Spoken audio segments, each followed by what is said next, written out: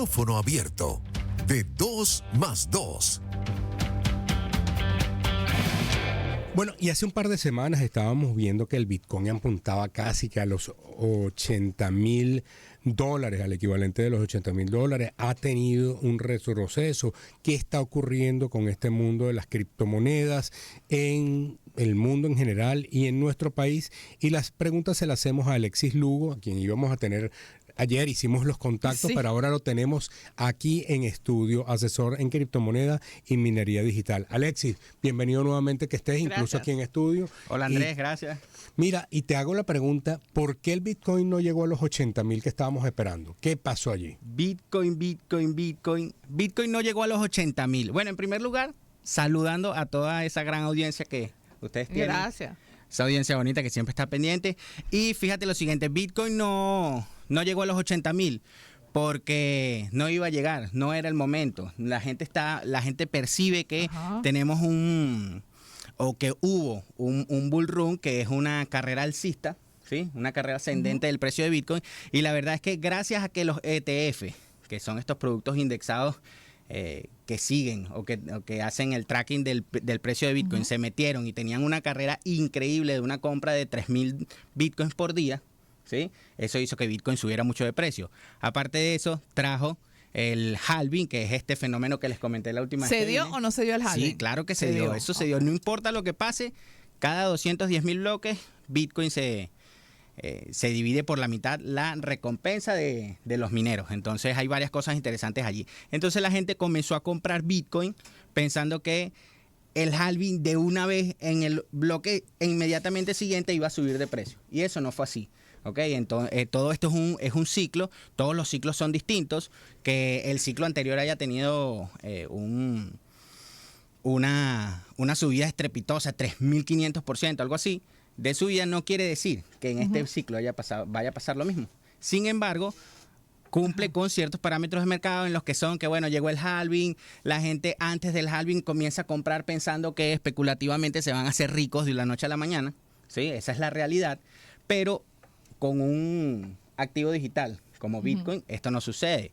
Incluso después que ocurre el halving, viene un momento más o menos de estabilidad, que es en donde estamos ahorita, ¿sí? Donde Bitcoin tienes los precios, los ves entre 50 y algo, incluso llegó a los 55, pero no va a superar los 65, 70 mil dólares en este momento, más bien va a empezar a bajar gracias a ese ciclo. ¿Por qué? Porque la gente comienza a salir de posiciones, porque veo que lo que compré hace un mes no subió de precio como yo pensaba, ¿sí? Entonces todas esas cosas van a traer como consecuencia que el precio baje.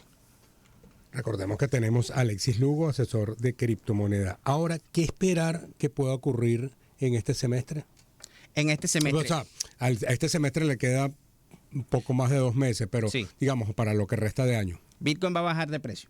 En lo que yo veo del ciclo, ¿ok? En mi estudio, recuerda que los ciclos traen más o menos el mismo comportamiento, aunque no traigan los mismos precios. Los ciclos son 2 semanas que dijiste. Los ciclos No. son cada 4 años. Cada ¿sí? 4 años. Sí. Hay 2 semanas que dijiste que era. Que bueno, que la gente cuando compra Bitcoin compraba antes del halving esperando que a las 2 semanas Ok. subiera de precio. Continúa, Sí. disculpa.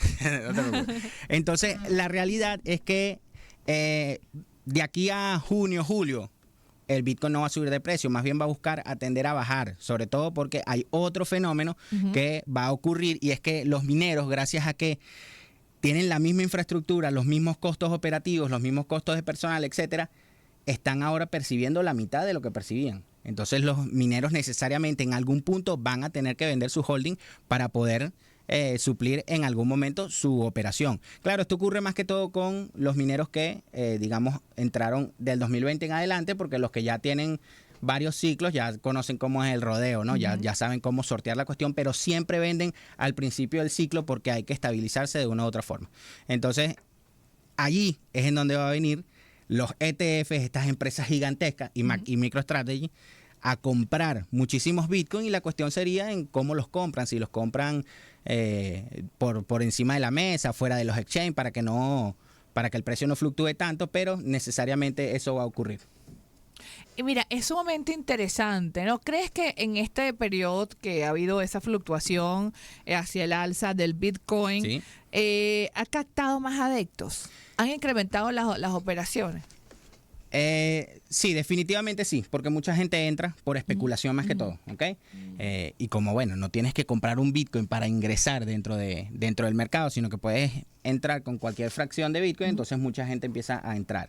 Y aparte de eso, los ETFs han dado la posibilidad a estos inversores tradicionales, ¿sí? De la economía tradicional, a ingresar a Bitcoin porque ellos querían tener de una u otra forma acceso a Bitcoin, pero sin el riesgo. Entonces, al ser los emisores de ETF empresas reguladas por los Estados Unidos, yo como un inversionista tradicional tengo la seguridad de que ese producto, de que esa acción de ese ETF que yo estoy comprando está respaldado. Entonces, si algo Recordemos que es ocurre, un ETF. un ETF es un producto de la bolsa tradicional donde una empresa ofrece una acción basada en un producto, en un commodity, en una acción, sin que la persona necesariamente tenga acceso directo a ella. ¿Okay? Pensemos en que no sé cuánto está Por una acción de ejemplo. Apple, pero suponte que una acción de Apple puede estar en 700 y una de Microsoft puede estar en 1000 y así va sumando. Entonces tú creas un fondo indexado, un ETF, algo así como Nasdaq 500, perdón, el S&P 500, como el QQQ, ¿sí? O el SP100, que son las 100, las 500 empresas tecnológicas más grandes del mundo en una sola bolsa y tú compras una acción de esa bolsita.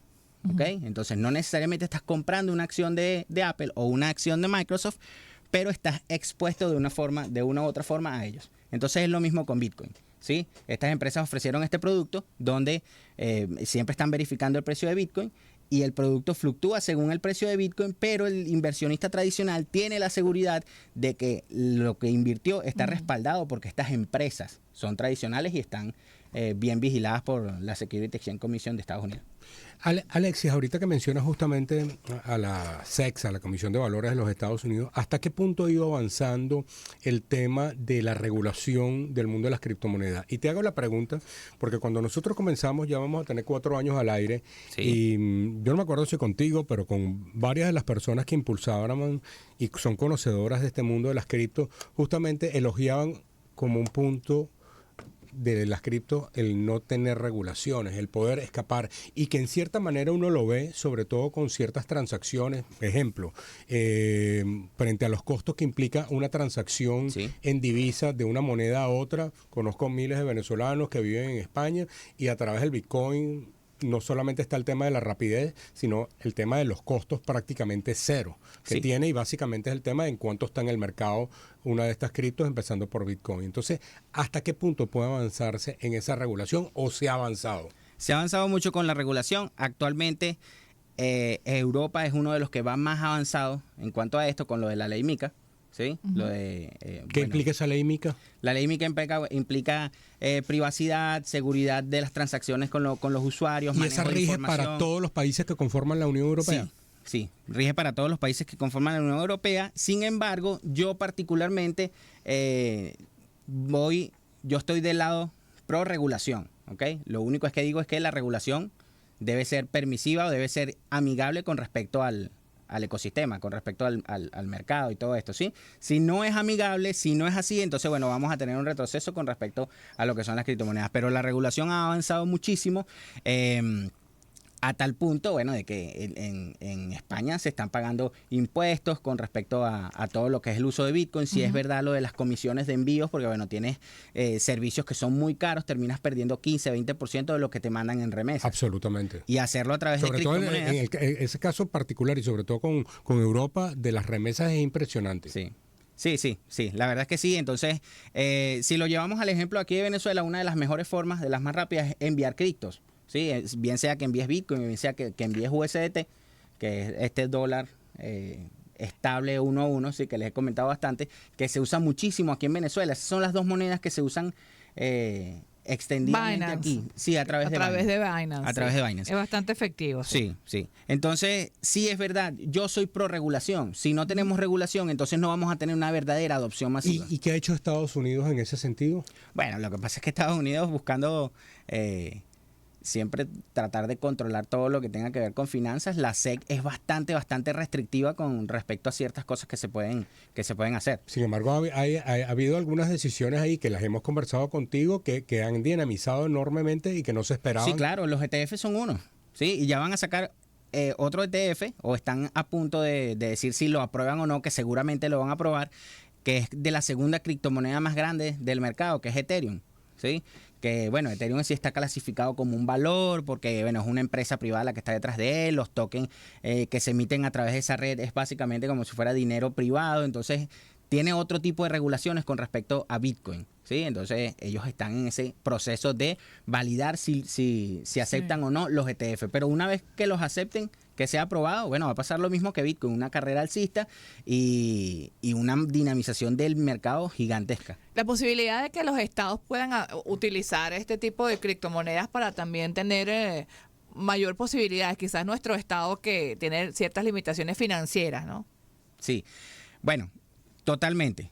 Hay ideas y tú puedes tratar de controlar el mercado de una u otra forma, dándole fuerza a lo que son tus políticas de Estado con respecto a lo que es economía y finanzas. Entonces lanzas tu propia criptomoneda o tu propio token, ¿sí? Ya aquí tenemos uno que todavía no sabemos si desapareció o no, pero bueno, la unidad de cuenta está ahí, etcétera, que es el Petro. ¿Okay? Pero tenemos países o ejemplos como Pero, por Argentina. ejemplo, apuntando a la pregunta que te hace Ginette, digamos, eso mismo que estamos viendo con las remesas, ¿Sí? lo puede hacer el Estado, y la pregunta te la hago en concreto tomando en cuenta que nuevamente se habla de uso de las criptomonedas como un mecanismo de evasión de sanciones. Entonces, así como en el caso de un ciudadano común lo hace porque el costo de una transferencia es elevada en el sistema financiero, para efectos de un Estado se facilitan, sobre todo cuando estamos hablando de enormes cantidades. Sí, claro, por supuesto que sí. Vamos a otro ejemplo regional, ¿no? De aquí de Hispanoamérica. El Salvador es un gran ejemplo de eso. ¿Cómo ha ido avanzando ese caso en El Salvador? Ha avanzado muchísimo y en este momento pues tiene un superávit genial solo con respecto a Bitcoin. Ellos siguen comprando 100 Bitcoins diarios, algo así. Un salvadoreño común en la calle, ¿cómo internaliza que a lo mejor le están pagando con Bitcoin? Bueno, tiene que necesariamente internalizarlo porque mientras aquí te dicen que puedes usar, por ejemplo, cualquier moneda para como método de pago, ¿sí? Para aceptar que te paguen algo, tus servicios, tus bienes, etc. Entonces tú aceptas dólares, euros, aceptas criptomonedas. Un salvadoreño está obligado a que si alguien viene y le dice que le va a pagar en Bitcoin, pero es exclusivamente Bitcoin, solo Bitcoin, entonces el salvadoreño que vende las pupusas o incluso hasta cadenas de comida rápida tienen que aceptar necesariamente eso. Entonces en El Salvador han habido muchísimas olas de educación, de cómo utilizar la billetera. He leído que hay turismo para El Salvador para ver este tema, o sea que se están haciendo viajes para conocer cómo es la experiencia del Bitcoin. Sí, que organizan tu tour. Sí, claro que sí, pues sobre todo en la zona que es zona costera. Sí, en la zona costera, el ejemplo que hay es Bitcoin Beach, sí, algo que un grupo que llegó allá al Zonte y fueron los primeros que hicieron que metieron Bitcoin allí en ese pequeño pueblito costero de El Salvador. Entonces, a raíz de esa experiencia fue que el presidente Bukele vio una manera de impulsar la economía a través de Bitcoin. ¿Ok? Y bueno, y ellos ahorita no es un secreto que con el FMI tienen como un lleva y trae porque Bukele dice no voy a abandonar Bitcoin definitivamente porque gracias a eso incluso Google llegó a El Salvador. Sí, vimos la instalación de Google ahí, impresionante. Impresionante, claro. Entonces no voy a abandonar Bitcoin, entonces tienen que llegar como a un punto medio. Entonces el FMI vemos ahorita cómo está como suavizando su posición con respecto a Bitcoin, que Bitcoin es malo, no sé qué, que puede ser un peligro para la economía mundial, que si El Salvador puede ser un desestabilizador, ahora no, ahora bueno, sí vemos cómo Bitcoin ha mejorado la economía de El Salvador, no sé qué, ¿sabes? Porque al final según todo tu es visión, negocio. que tú dices que eres pro supervisión, pero por Supervisión, supuesto, sin intervención control total, ¿no? Sin control. Soy pro regulación. Pro regulación. Sí. Definitivamente en una industria, pero mira, ¿cómo debería hacerse esa regulación? Bueno. Que deje que la oferta y la demanda se crucen sin imponer cosas que el mercado no quiere aceptar. Exacto, fíjate. Bueno, El Salvador, nosotros aquí en Venezuela tenemos una de las legislaciones más avanzadas con respecto al uso de las criptomonedas y era bastante permisiva, por lo menos en el uso personal. ¿Ok? Entonces, incluso si yo tenía algún problema, yo podía ir a un ente de seguridad y poner una denuncia, ¿ok? Podía pagar los impuestos con criptomonedas, ¿sí? Eso es una realidad que, bueno, pocos lo hicieron, pero se podía hacer, ¿sí? Entonces, mientras sea permisiva y positiva, siempre va a ser bueno. Lo que no estoy de acuerdo es con que sea bajo vigilancia, como lo hace la SEC, por ejemplo. En la SEC, por el mercado, aunque el mercado estadounidense parece ser uno de los más grandes y los más activos, es uno de los más regulados. Entonces, por ejemplo, Binance, que nosotros aquí usamos libremente en Binance.com, allá en Estados Unidos tiene su propia plataforma, que se llama Binance.us, y no puedes hacer ni la mitad de lo que hacemos aquí. Entonces es bastante prohibitivo. Incluso si eres ciudadano estadounidense, no puedes usar Binance aunque estés afuera del país. ¿Qué otro país, digamos, ha tenido esos avances en el uso de las criptomonedas? Por ejemplo, en el continente asiático. Bueno, fíjate, Hong Kong ya aceptó y ya lanzó unos ETFs de Bitcoin que han tenido un inicio moderado. ¿Sí? El mercado de Hong Kong es relativamente más pequeño que el de Estados Unidos. Entonces, aunque en primera instancia lo prohibieron hace mucho tiempo y prohibieron la minería y todo lo demás, la verdad es que China es uno de los mercados más grandes que existen. ¿Sí? Abiertamente que lo hayan aceptado, así como lo ha aceptado El Salvador, todavía ningún país lo ha hecho. ¿Okay? Lo único es, bueno, han ido avanzando. Aquí en Latinoamérica hemos tenido retrocesos. Paraguay, que se veía como uno de los paraísos mineros, pues acaba de prohibir la minería. ¿Sí? Bueno, ellos dicen que por el alto costo energético. Sí, sí, y que hay mucha minería ilegal y todo lo demás, pero bueno, eso son cosas que tendría que regular el Estado como tal, ¿no? Aquí también la hubo y seguramente la hay y la seguirá habiendo porque mucha gente dirá, bueno, tú eres pro regulación, fino, pero yo no, ¿sabes? Justamente el año pasado se tomó una decisión de intervención a propósito de todo este tema de PDVSA cripto.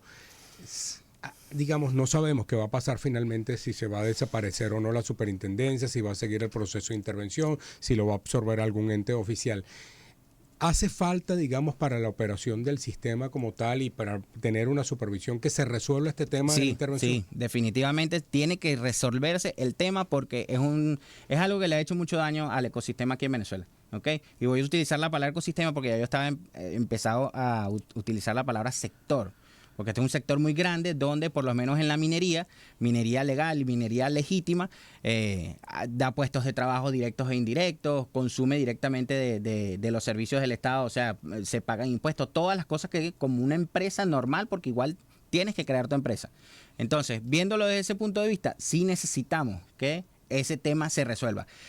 Que lo absorba cualquier otro ente, que el ente otra vez vuelva a tener autonomía propia. Sí, a tener autonomía, como sea que ellos vayan a resolver la cuestión, pero que él se resuelva y que nos den, bueno, pues definitivamente de una vez una respuesta para nosotros poder seguir como, ya no como antes, ¿ok? Porque ya hubo un quiebre ahí, entonces, bueno, hay que recuperar nuevamente el parque tecnológico, por lo menos de la tecnología. Sí. Y la confianza también, porque fíjate que en los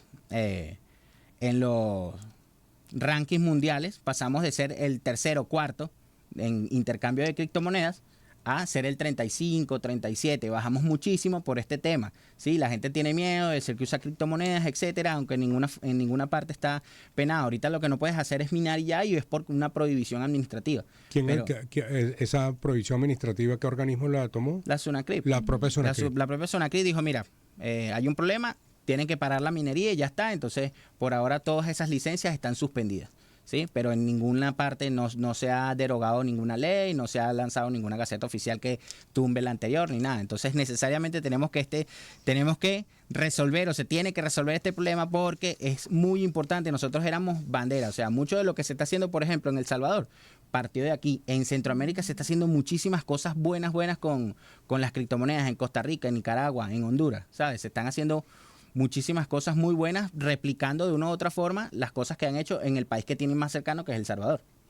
Bueno, muchas gracias a Alexis Lugo, asesor en criptomonedas. Claro que síganlo por @criptonero a propósito de todas estas consideraciones. Y bueno, seguimos monitoreando a ver si finalmente volvemos a ver el 80,000 del Bitcoin. Sí, bueno, fíjate, rapidito. Yo creo que de aquí al fin de año quizás rocemos los 80. Quizás, pero para mí Bitcoin no va a pasar de ahí en diciembre. Esto es un ciclo largo que lleva por lo menos un año en el que el mercado baja, se estabiliza, se limpia de todos esos especuladores y vuelve a subir paulatinamente. Entonces sí lo vamos a ver en 100,000, por supuesto, pero no este año. Interesante, siempre Alexis con su capacidad docente, de explicar las cosas pedagógicamente con su público. Él es todo un comunicador, ahí va, pata, grabándose y todo. Saludos al público de Alexis, Criptoneros, Alexis Lugo. Amigos, vamos a estar ahora con